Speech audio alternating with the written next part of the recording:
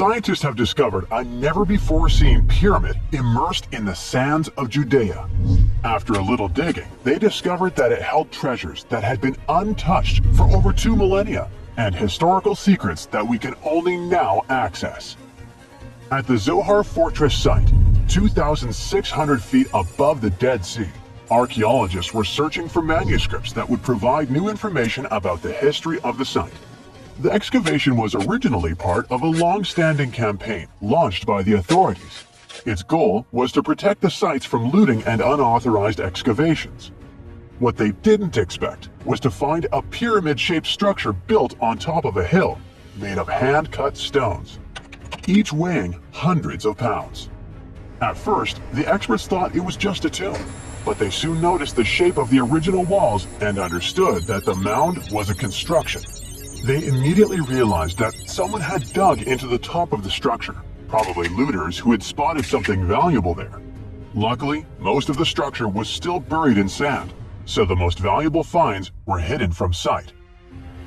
In the first week of excavation, volunteers found fragments of papyrus, bronze vases, and even ancient furniture, which were exceptionally well preserved. The desert climate had been a great ally in preserving those artifacts over the millennia.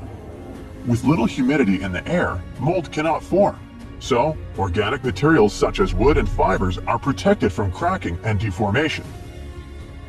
Hypotheses suggested that the pyramid had been built during the First Temple period. However, new discoveries have shown that it's more recent, from the Hellenistic period. Considering this and the fact that the structure dates back 2,200 years, it's believed that it probably appeared shortly after the death of Alexander the Great, the famous ancient Greek king of Macedonia. At that time, his generals divided the former Seleucid Empire.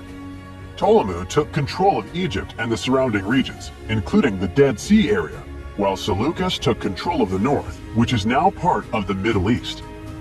It's still not known for sure whether the pyramid was built under the rule of the Ptolemaics or the Seleucids.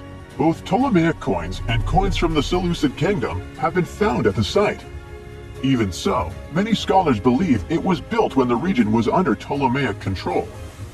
Evidence also suggests that the building, despite its longevity, collapsed at some point. But that's not why it was abandoned by the ancient Egyptians, which begs the question of what purpose it was built for. Some believe it was used as a tomb due to its picturesque location on top of a hill. Others believed it may have served as a historical monument. However, one of the strongest theories is that the pyramid was a guard tower, protecting an important trade route along which salt and bitumen resources from the Dead Sea were transported to coastal ports. They also believe it may have been used by Ptolemaic officials to collect taxes from travelers. It would be something equivalent to our modern-day toll booths, or even port inspection agencies. Although the contents of the papyrus documents remain a mystery, it seems very likely they were written using the Greek alphabet, and some experts believe that they may have been tax documents, which would make perfect sense, given the theory that the pyramid was a guard tower. The team calls it a fascinating historical mystery that the dig is helping to unravel, but the find is just a grain of sand in an entire desert. The dig is part of a larger project that's been going on for a long time, and in the last 8 years alone, it has scanned 111 miles of desert cliffs and identified approximately 900 caves within that radius. Using rappelling equipment, advanced technology, and specialized documentation methods, archaeologists discovered thousands of rare items, such as hidden scrolls, woodworking tools, carpets, leather goods, and even treasures. For them, the Judean desert is an ancient vault just waiting to be opened to reveal its secrets. A few years before they found the mysterious pyramid, they discovered a cave that had served as a refuge for Jewish rebels almost 1,900 years ago.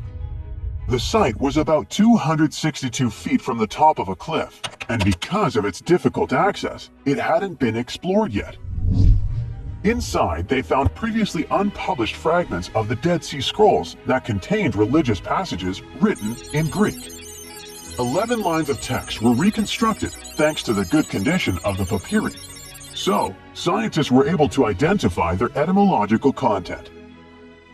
Probably the best thing, there was no problem with preservation. Thanks to the dry and hot conditions of the desert, the artifacts were in impeccable condition. And there were other historical treasures there. The teams found rare coins, a partially mummified skeleton over 6,000 years old, with skin, tendons, and even strands of hair.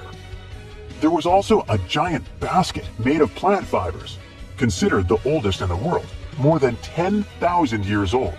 With a capacity of up to 26 gallons, it was made about 1,000 years before the invention of ceramics. Speaking of historical treasures, there's another one that has caught the attention of the scientific community.